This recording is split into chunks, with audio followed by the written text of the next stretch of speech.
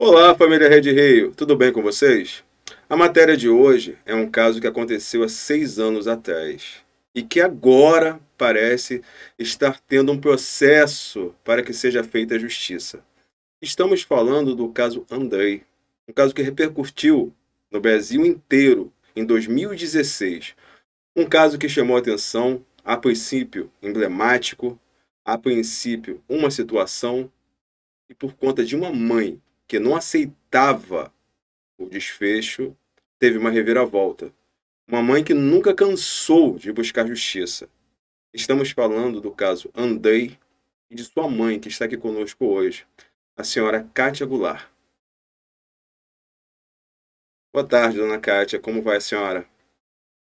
Boa tarde. Então, estou bem, na luta tentando provar que o André foi assassinado. Kátia, eu fiz uma matéria sobre o caso há alguns dias atrás, porque me pediram muito para falar sobre esse caso, falar sobre o caso do seu filho e sobre toda a reviravolta que ocorreu. Um caso a princípio emblemático, que era uma situação, a polícia apontou que não teria sido um crime, teria sido uma, um acidente ou algo do tipo, e que você nunca aceitou o que a polícia havia falado por conhecer o seu filho. E depois, por questões ali que pareceram no mínimo estranhas a você, apareceu um suspeito, que agora, depois de quase 6 anos que o processo parece estar andando, é que ele pode ser levado ao banco dos réus. Eu vou te pedir, por mais doloroso que seja, por mais sofrido que seja para você, que você me conte a história do seu filho, o Andrei, quem era o Andrei e o que aconteceu no dia 30 de novembro de 2016, por favor. Bom, eu digo, é bastante triste, é bastante dolorido, mas a dor maior, quem sentiu foi o André, que acabou sendo assassinado, né? Eu e meus filhos, a gente fala, nós somos sobreviventes, e a gente segue essa luta para provar que foi o meu irmão que assassinou o André. Bom, o assassinato aconteceu dia 30 de novembro de 2016. Eu moro aqui em Porto Alegre, num apartamento pequeno, de 2 dormitórios, e o meu irmão é um tenente da reserva da Brigada Militar, aqui do Rio Grande do Sul, e ele morava no Rio de Janeiro nesse período, depois que se aposentou. Aí ele foi convidado para trabalhar aqui no Ministério Público aqui em Porto Alegre. E ele falou, nós éramos irmãos, sem problema nenhum de relacionamento, ele perguntou se ele podia ficar aqui em casa alguns dias, até ele fixar uma residência, né?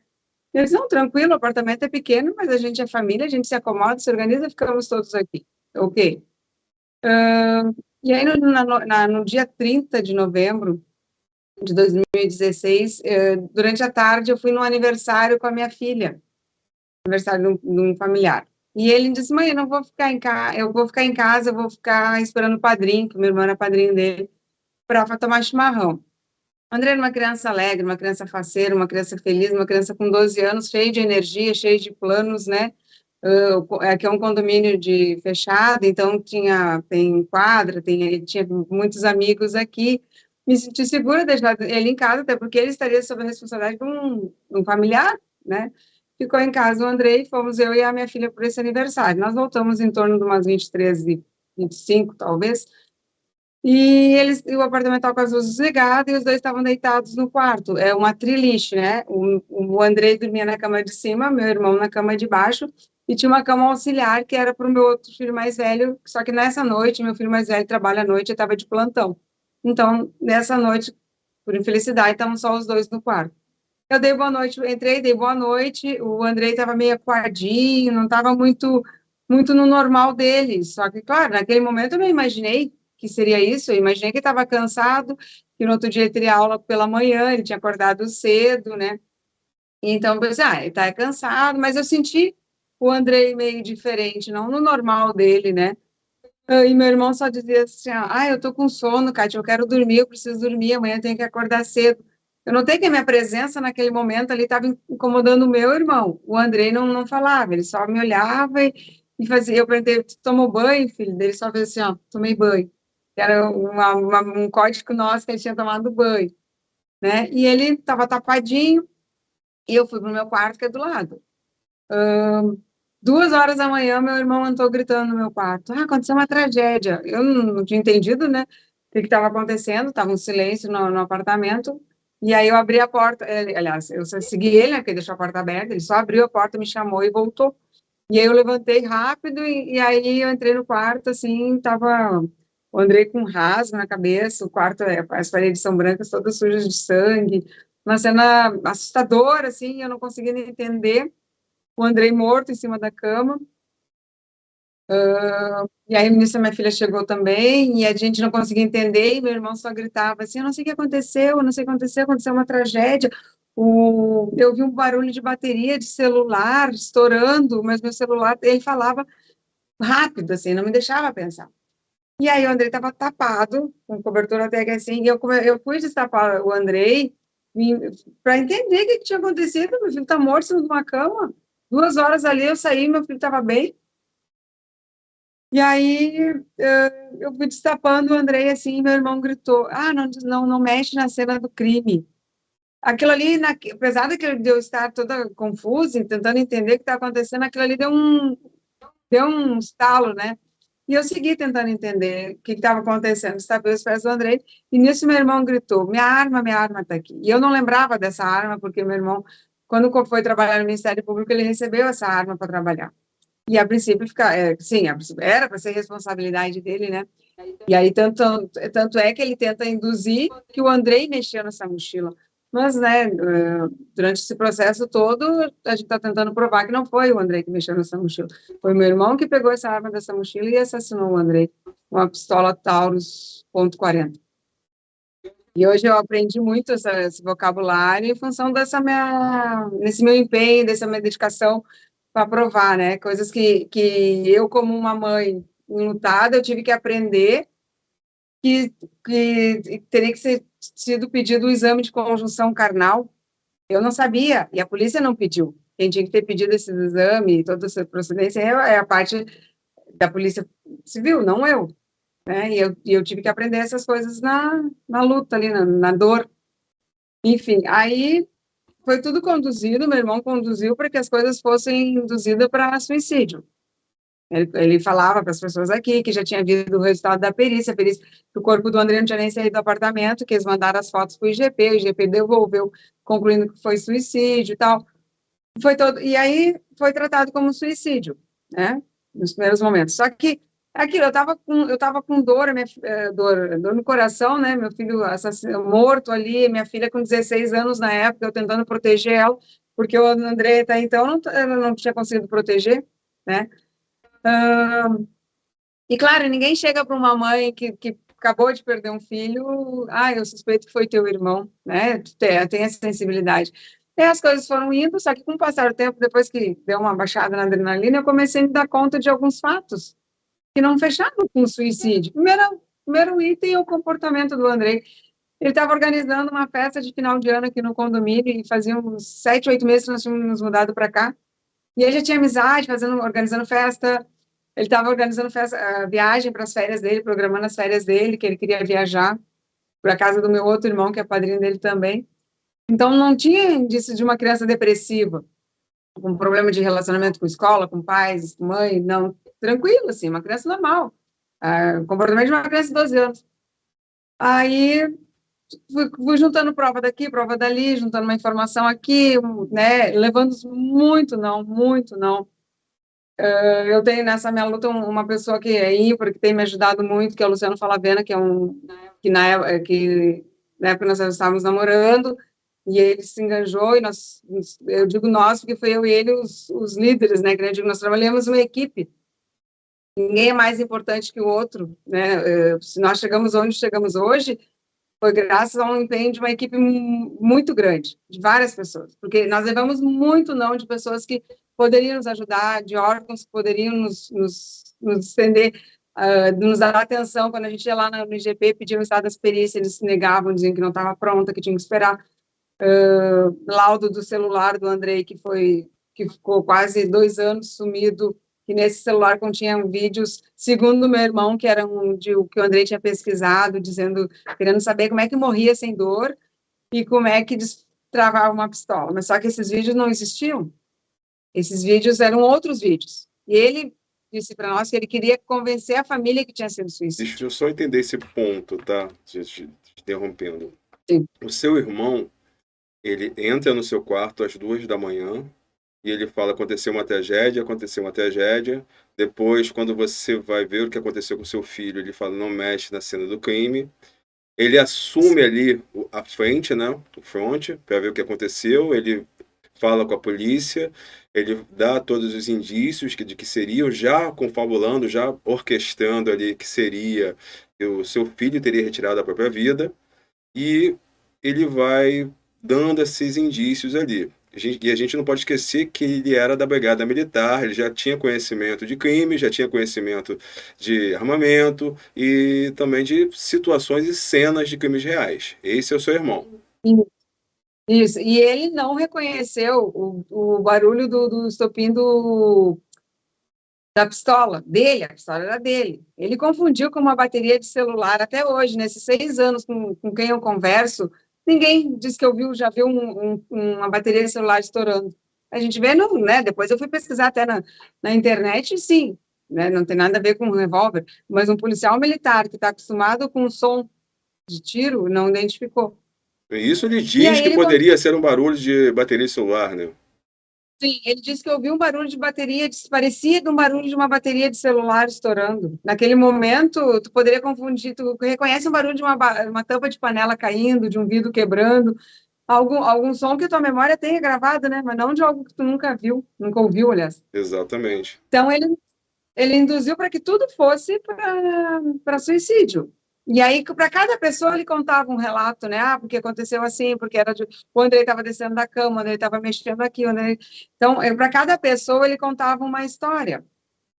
E aí, com essa minha investigação, né, as pessoas viram que eu comecei a abordar as pessoas com muitos cuidados em me contavam, e eu fui juntando as peças, e eu disse, bom, agora eu tenho que provar, como o advogado do processo, né, que é o doutor Marcos Barros, ele fala assim, a Kátia, nós temos que materializar as provas. E essa palavra materializar as provas, por momentos, assim, me irritava e eu não entendia, porque não adiantava chegar lá no escritório dele e falar, aconteceu isso, Kátia, nós vamos trazer a prova.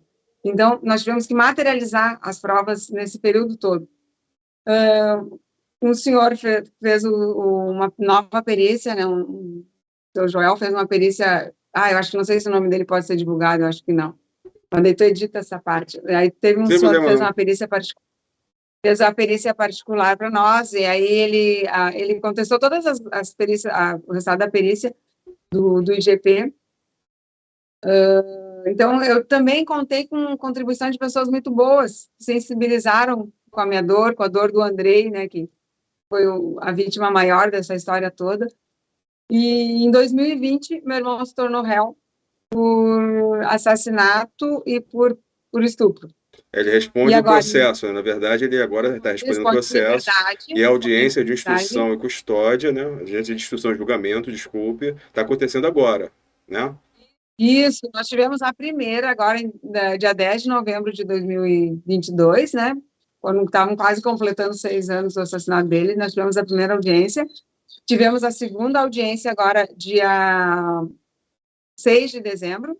Estamos aguardando as próximas, né? É uma espera, é muito cansativo, é muito dolorido, porque a gente não tem nosso momento de luto, a gente não sabe o que vai acontecer, né? Às vezes a gente fica conversando aqui em casa. Depois disso concluído, porque o meu foco no momento é provar que foi meu irmão que matou o Andrei. Um outro ponto, Kátia, que eu preciso abordar com você, desculpe a falta, por parecer uma falta de sensibilidade, mas é porque realmente tem que ser abordado, é que no dia ele relata que poderia ser um barulho de uma bateria explodindo, só que não bate. Os sons são diferentes, e ele já vem com essa história pronta para você. Foi um barulho de uma bateria estourando.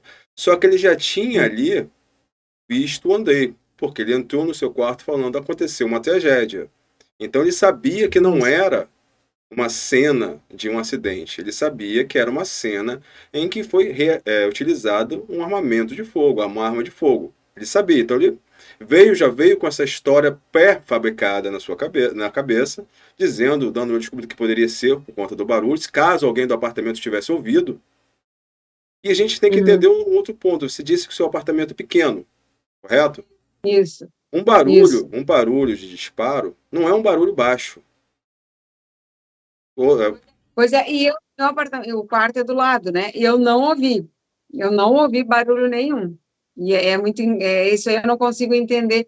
Eu e a minha filha, né, nós estávamos dormindo no quarto do lado, nós não ouvimos barulho. Um outro ponto que nós precisamos abordar também é o que a arma utilizada não tinha nenhuma impressão digital, nem do Não Andrei, tinha, nem do seu nem, irmão, o que indica que a arma foi nem. limpa. Outro É que ponto, meu irmão entende, ele era do serviço da inteligência da brigada. Desde que ele entrou na brigada, ele entrou aos 19 anos na brigada, ele sempre foi um profissional muito bem qualificado, bem quisto pela corporação, né? Tanto é que chamaram ele para vir trabalhar no Ministério Público, né? Então, e ele entendia tudo isso. Na profissão dele, isso aí ele entendia, né? E claro que ele sabia conduzir as coisas para parecer um suicídio, só que ele deixou muitas falhas, né? O Andrei estava tapado com cobertor, o IGP, na hora da perícia, tanto eu, o meu irmão e a minha filha que prestamos depoimentos, declaramos que o Andrei segurava o cano da pistola, o cano. Ele estava assim com as mãozinhas como se estivesse rezando, e o cano estava aqui entre os dedinhos dele. Alguém que se mata não segura o cano. E aí, nós três declaramos nos nossos depoimentos que o Andrei estava segurando o cano da pistola. E no IGP, o laudo diz que, ao manusearmos o cadáver, encontramos a pistola tal dos .40 sob o peito. Então, essas controvérsias, é isso aí, até depois eu te passo o contato do Marcos, o advogado, e ele acha que ele consegue te explicar melhor, porque essas partes técnicas, assim, eu não sei muito bem. não, tudo bem. Mas, enfim, Eu vou conversar com o seu advogado.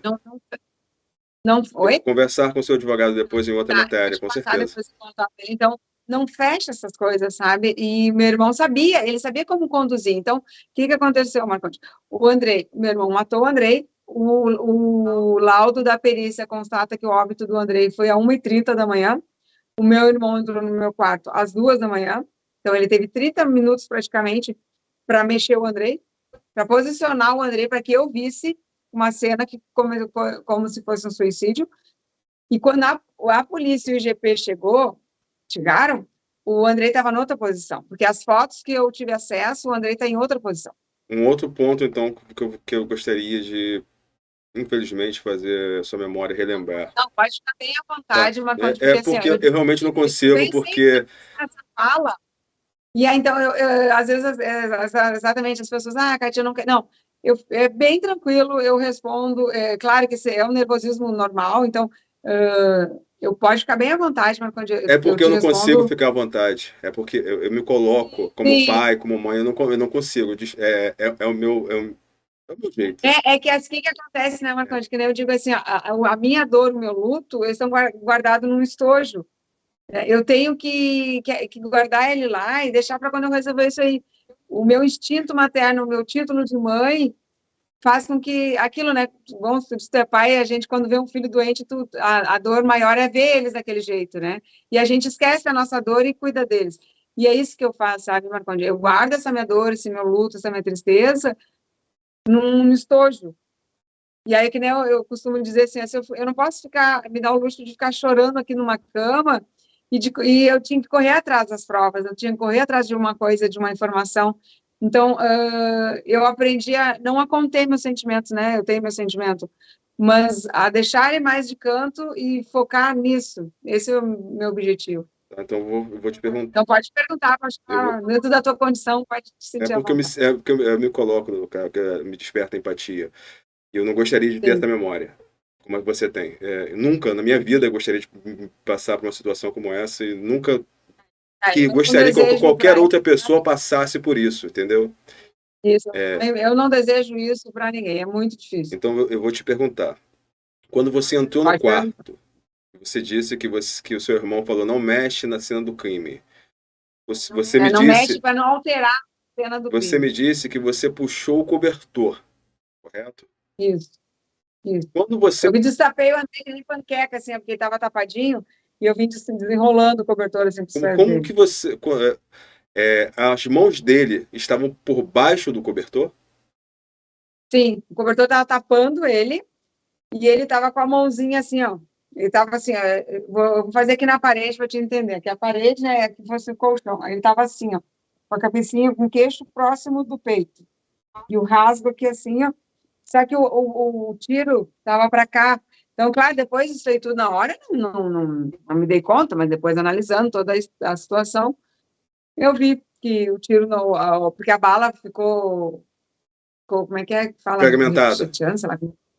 É, e aí foi por contar no chão. Essa parte aí eu não sei muito bem como é que se explica aí, tá? Uhum. Mas, assim, os indícios não fechavam com a cena, sabe, do quarto.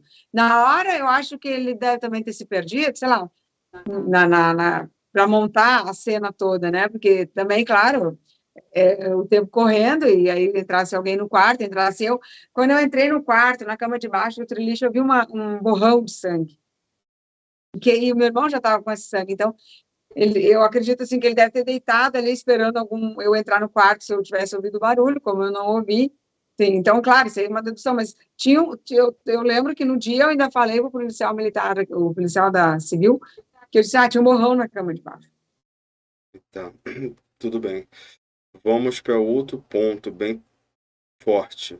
Você disse que Não, pode falar. que o celular do Andrei ficou quase 2 anos desaparecido e que só depois de 2 anos que veio a perícia.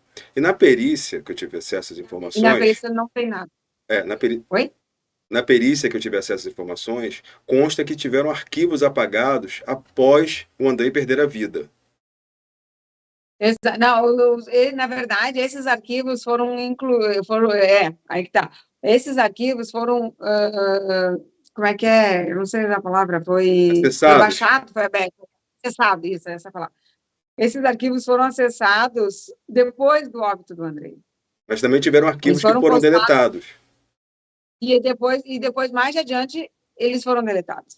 Tem a história de um bilhete que foi encontrado no bolso de uma calça do Andrei. Que bilhete é esse? Eu ia perguntar isso É, também. esse bilhete está escrito assim, ó. Mãe, eu te amo. Me enterre com a camisa do Grêmio. Aí está escrito AND e o risco, como se, errei meu nome. E aí do lado está escrito Andrei. Só que eu gosto de fazer essa linha do tempo para te conseguir entender a importância desse bilhete.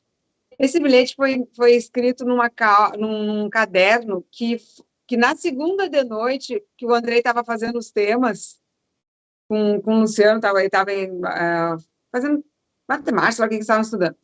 Esse caderno estava guardado, ninguém usava aquele caderno. Ele saiu aí o Andrei pegou esse caderno na segunda de noite e estudou nesse caderno, tá? E esse caderno ficou ali, voltou para o meu quarto. E esse bilhete eu encontrei na calça que o Andrei usou na segunda de manhã. Então, segunda de manhã e segunda de manhã, a calça do Andrei e esse caderno do Andrei não se encontraram.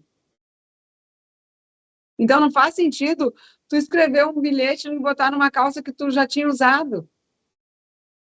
O André usou essa calça na segunda, na terça ele foi para a escola e foi com outra calça. E ele chegava do colégio e trocava de calça. E você veria. Então, e na hora, quando eu li esse bilhete, emocionada e já com a informação que o meu irmão tinha embutido na minha cabeça que tinha sido suicídio, eu chorando, emocionada, li a letra do Andrei. E aquilo é a letra bastão, tu identifica, tu acha que é, né? E letra de criança, eu li assim, é a letra do Andrei, e aí me desesperei e tal. Só que depois de tudo, eu peguei, fui ler o bilhete, e disse, não, mas essa letra não é a do Andrei. E aí esse bilhete foi para a perícia, a perícia concluiu como não sendo, como é que é? Não concluiu que é a do Andrei. Deu Então não tem inconclusivo. conclusão. Isso, é isso aí. Não foi conclusivo que a letra seja do Andrei. Então, a parte das perícias ficou tudo inconclusivo. Eles não descartam a possibilidade de suicídio nem a participação de terceiros. Então, a perícia ficou toda inconclusiva, né? Então, tá, e aí meu irmão, ele entendia muito disso. A vida toda dele, profissional, foi nessa área, assim, né? Então, ele sabia articular as coisas. Kátia, o seu irmão, ele pediu de recordação peças de roupa do Andrei. Que peças foram essas?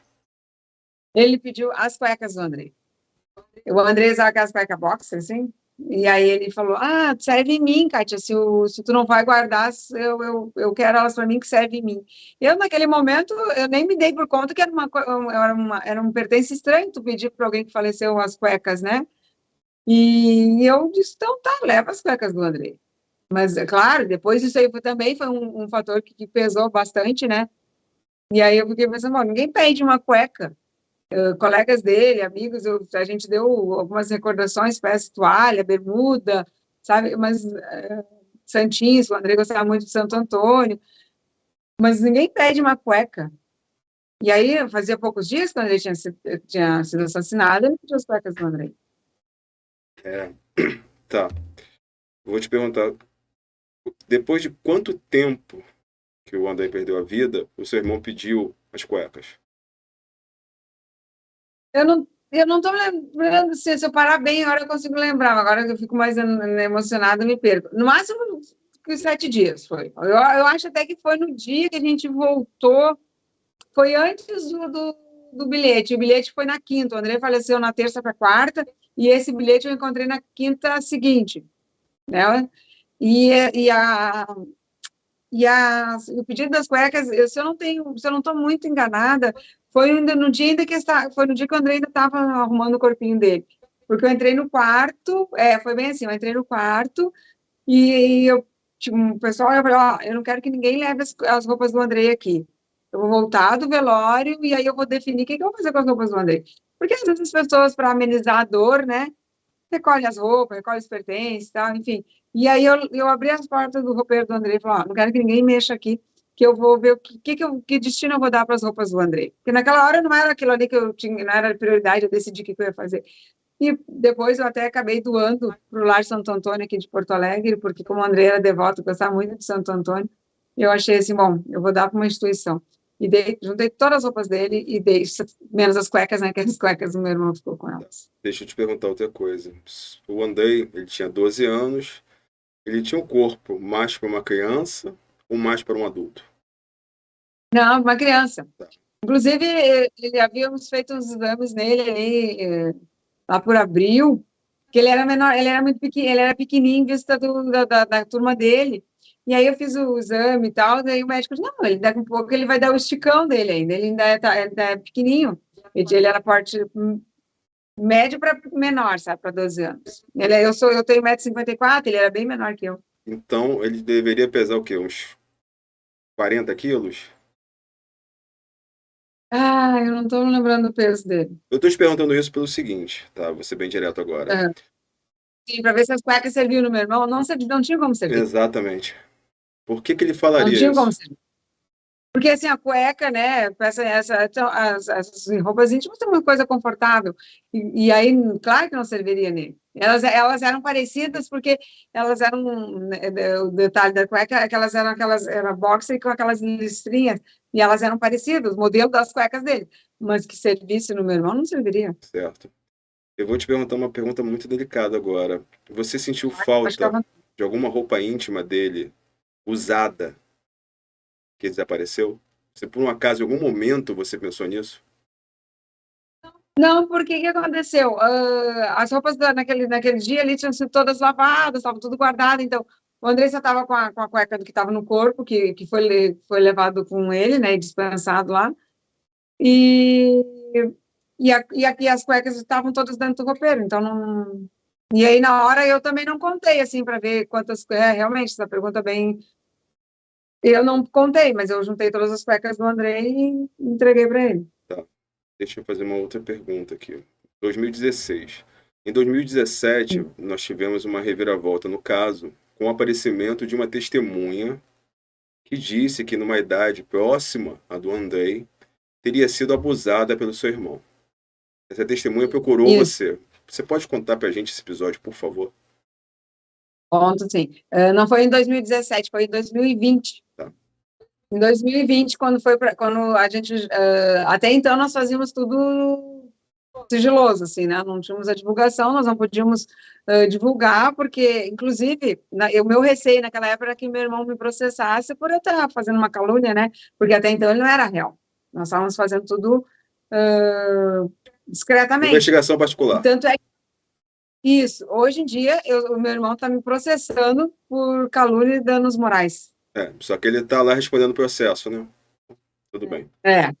Mas ele está me processando, ele quer, eu não entendo muito essa língua do vocabulário dos advogados, mas ele quer dinheiro porque eu estou falando mal dele. Mas não vai conseguir nada, Tá. Não, Deus quiser, Deus é justo, ele vai ser preso.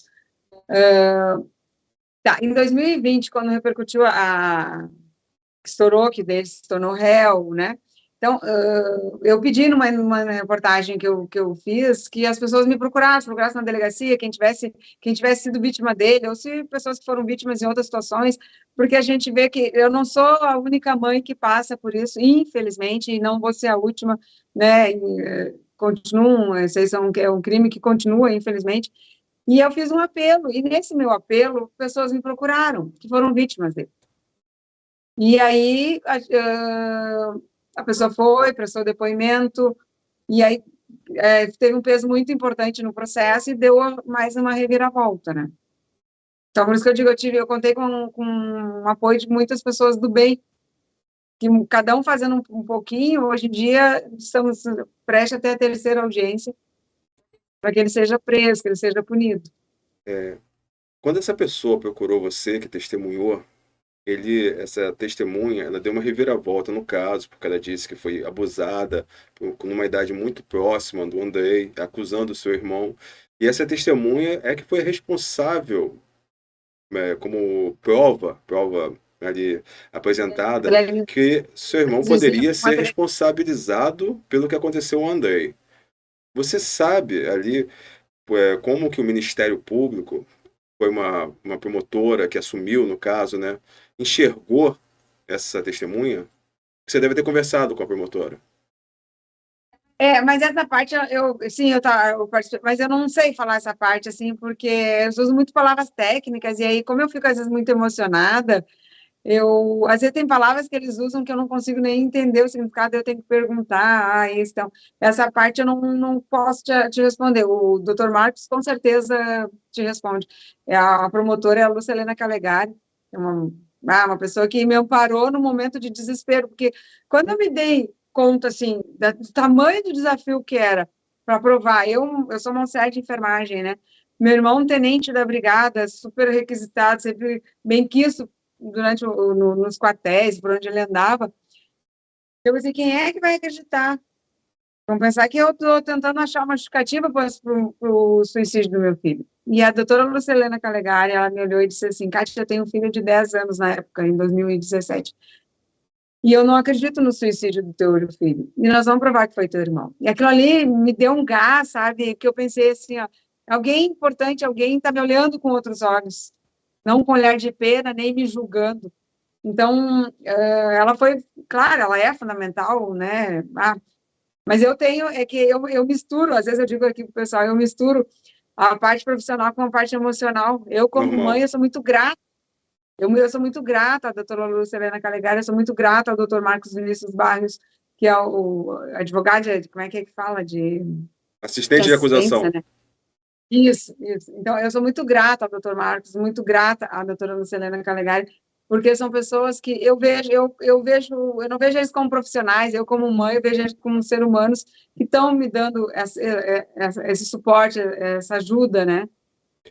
Eu vou te perguntar, você escutou o depoimento dessa testemunha, né? Eu vou te perguntar então, Sim. Você sentiu que a história dessa testemunha era uma história verdadeira? Você viu emoção nessa pessoa? Sim, muito, muito verdadeira, e aí mexeu muito comigo, mexeu muito, porque não tem como eu não imaginar o Andrei passando por uma situação parecida com que essa pessoa passou, né, e claro que toca muito, me doeu muito, mas o Andrei não teve a sorte que essa pessoa teve, né, Então, me doía mais ainda, e eu não é que eu desejasse que fosse o inverso, entende? Eu Não era sei, inveja que a entendo. outra pessoa teve, entende? Mas eu ficava pensando assim, o Andrei não teve essa oportunidade. E aí, o meu irmão matou o Andrei justamente por isso, porque ele sabia que no outro dia o Andrei me contaria. O Andrei contaria que teria acontecido, que é o que aconteceu entre eles ali. Então, a única maneira dele calar o Andrei não seria com dinheiro, não seria com chantagem, ameaças, sabe? Porque o Andrei tinha 12 anos, ele tinha personalidade muito bem definida, ele era uma criança despachada, falante, comunicativa, ele sabia se resolver. Então, ele sabia que o Andrei me contaria no outro dia. E a única maneira que ele teve foi assassinando o Andrei. Agora, Kátia, a gente está mais próximo da justiça, porque nós estamos agora na audiência de instrução e julgamento, no qual estão sendo produzidas as provas que podem fazer com que o seu irmão sente no banco dos réus. E, a partir desse momento, parece ser desenhada a justiça. Mas a gente não está acompanhando o julgamento em si por conta do tipo de julgamento, ser um julgamento mais sigiloso, as informações são mais reservadas. Mas o que diz a promotora? Ela falou que é provável que o seu irmão sente no banco dos réus? Ou... Eu acredito, eu não conversei bem com ela sobre isso, porque como eu fico muito emocionada, e aí eu meio que me atrapalho, assim, então eu não conversei com ela sobre isso, nem com o Dr. Marcos, mas eles aqui na nossa conversa informal, assim, a gente acredita que sim, que ele vai ser preso, né, que não é justo, né, ele tirar a vida de uma criança, claro, a gente vê muita injustiça, né, mas o nosso empenho, a nossa dedicação é para que realmente ele seja preso. Eu digo assim, eu não sei, eu não entendo muito da lei, quanto tempo ele ficaria preso, um bom né? tempo. Só que, eu peço a Deus que ele fique bastante tempo, e eu sei que mudou a lei, né? Eu acho que até foi por causa, agora é 30 anos, alguma coisa assim, de pedofilia, né? Mas infelizmente a lei, ela só retroage quando é beneficiário ao réu. Quando é posterior, É, infelizmente, não. Ele vai ser julgado hum. pela antiga lei. Infelizmente. O meu desespero é tanto para que ele seja preso, que eu penso assim, claro, que ele pode recorrer, essas coisas assim, mas o fato de eu saber que ele vai ouvir a palavra que tu está sendo processado, não processar, não, que que tem um presidente, como é que eu falei? Ele está sendo Condenado. condenado. Isso. Só o fato de eu saber que ele vai ouvir a frase, você é condenado, isso me dá um conforto, e não é vingança, não é instinto de vingança, Não. é instinto, Justiça. é um sentimento de justiça. Exatamente. Quanto mais ele ficar preso, melhor para mim, melhor para a sociedade, porque ele tem um bom comportamento profissional, sim. Ele não trabalhava com crianças, né? Ele Exatamente. trabalhava com adultos, com mulheres adultas, com homens adultos. Então, ele não põe em risco os colegas de serviço dele, ele põe em risco as crianças que conviveram com ele. Então, ele ficar preso, para mim, quanto mais tempo, melhor. Mas se ele ficar preso um dia, 2, 3, me conforta. Kátia, quando teve o depoimento dessa testemunha, que ela falou que tinha, na época, 12 para 13 anos, ela falou o local onde foi, proximidade, localidade. Você sabe dizer se o seu irmão, nessa época, estava naquela localidade? Sim, está. Não, os fatos são, como é que fala? Fecham todos, sabe? Todas as informações têm sentido, sim. Agora nós estamos ali na audiência de instrução e julgamento. Foram ouvidas agora as testemunhas de acusação e vão vir agora testemunhas de defesa e o réu, e o indiciado, né, que é o seu irmão. Isso. Possivelmente, em janeiro, agora, fevereiro, nós vamos já ter a confirmação ou não que seu irmão vai para o banco dos réus, né? Possivelmente Isso. sim, já que a história ela tem indícios. Além dessa testemunha, outras pessoas vieram te procurar ou não? Ou pessoas que vieram assim, Sim, eu tenho essa notícia, mas eu não vou testemunhar porque eu tenho medo do seu irmão. Algumas pessoas vieram falar isso com você? sim. Mais uma pessoa prestou depoimento, né? Mais uma outra vítima dele, que teria com a idade parecida, do Andrei, na época, hoje em dia são 2 pessoas adultas, e nós tivemos outras pessoas que também foram assediadas por ele, pedindo fotos de biquíni, insistindo que a pessoa mandasse foto para ele, tá? Então, eu soube a informação de uma pessoa que se negou, que ela disse que não iria, porque ela não queria se comprometer. E se ele fez aquilo com uma criança, então ela não queria se envolver. Eu não posso fazer nada, né? A pessoa me falar e falar num juiz é muito diferente, né? Sim, E aí entra aquilo que o doutor Marcos dizia, nós temos que materializar a prova. Se tu chega lá dizendo assim, fulano me procurou, disse que aconteceu isso, mas não tem coragem de prestar o depoimento. Não tem valor, né? sim, entendo. Infelizmente, assim como no caso do Andrei, deve ter outras pessoas também que não se encorajam a falar, e eu vou te falar, é muito difícil, porque tu tem que insistir para provar uma coisa que é um direito teu, tu ter proteção dentro da tua casa, né? Olha, são 6 anos que eu venho nessa luta, eu não, em nenhum momento eu pensei em desistir, mas que é cansativo, é dolorido, porque tu enfrentar nãos quando tu pensa que tu vai ser, alguém vai te puxar, vai te abraçar, vai te acolher, e vão dizer, não, nós vamos provar que isso, não, porque, ou então, vamos provar o que aconteceu, né? Então, se não quer, se não está concordando com isso, que para mim é tão óbvio, então que pelo menos não bote barreiras. Nós encontramos muitas barreiras, muitas barreiras difíceis mesmo. E eu sempre digo, eu tenho o meu carregador de energia, de força, é o título, lá na certidão de nascimento do Andrei diz mãe, e isso me dá toda essa carga. De ir à luta, de correr, não importa se eu recebi não de uma pessoa mais humilde, uma pessoa que tem um poder aquisitivo maior, um cargo maior, eu digo, bom, os nãos eu vou empurrando e vou provando que foi o meu irmão. E cada não que eu recebia, por momentos me dava um desespero, eu ficava desorientada, pensando, meu Deus, tá cada vez mais difícil, mas aquele não, por trás daquele não, parecia que era ele que me impulsionava para provar que aquele não ia me parar, que eu vou provar que foi o meu irmão.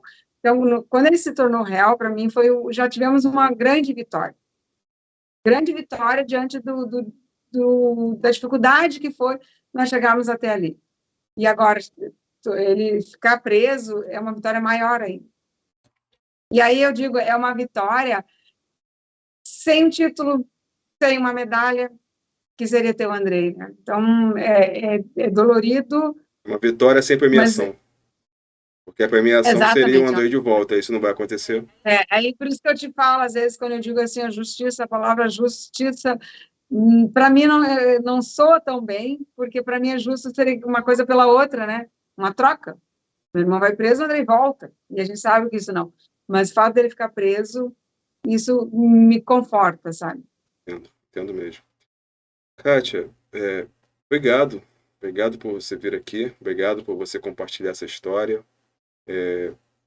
A gente vai acompanhar o desenrolar dela agora, a partir de hoje, junto com você. A gente vai pegar esse julgamento, vai acompanhar, saber o desfecho dele e vamos pedir aqui a todos que compartilhem, que falem, para que exista justiça, para que esse caso ali ganhe justiça, porque já são 6 anos de dor para uma mãe que busca, não vingança, mas busca que o algoz do seu filho, seu próprio irmão, pague pelo que ele fez, segundo o Ministério Público. É isso, Kátia. Muito obrigado mesmo, tá? E o que você precisar, a gente está aqui. Tá bom, eu agradeço a todos, porque essa vitória não vai ser só minha, não é só minha. É de todas nós mães, todas nós que temos filhos, todos nós que conhecemos uma criança. Então, é uma vitória, a perda é minha. Quem perdeu o filho fui eu sou a mãe do Andrei, mas a vitória é de todas as pessoas, né, de vocês, do teu canal, das pessoas que dão esse suporte, e que isso sirva de exemplo para que outros casos não venham a acontecer, para as pessoas verem que se acontece, a pessoa vai ser punida. Às vezes as coisas ficam tão banalizadas, e aí as pessoas não se encorajam de fazer a denúncia, porque pensam, eu vou fazer e eu não vou conseguir ter o resultado, né? Como eu te falei há pouco, foi muito difícil chegar até aqui. Então, tu tem que ter uma persistência muito forte e, ao mesmo tempo, tu tem que guardar esse teu luto num canto, né? Então, quando eu digo difícil, é realmente lidar com emoções e não perder o foco, não perder a razão, né? Verdade. Obrigado, Kátia. Fica com Deus e a gente vai se falando, tá bom? Tá, ok, obrigada. E é isso, gente. Tivemos a história do Andrei, contada por sua mãe. Uma história que poderia ter um desfecho diferente, caso o Andrei não tivesse, naquela noite, no seu apartamento, no seu quarto, o algoz, mas teve. Então que a justiça seja feita. Hoje estou apresentando sozinho, porque estamos aqui em ritmo de final de ano, então o que seria hoje uma matéria com a Fernanda, estou eu sozinho, mas na próxima live estaremos juntos, tá bom? Muito obrigado a todos, fiquem com Deus e até a próxima.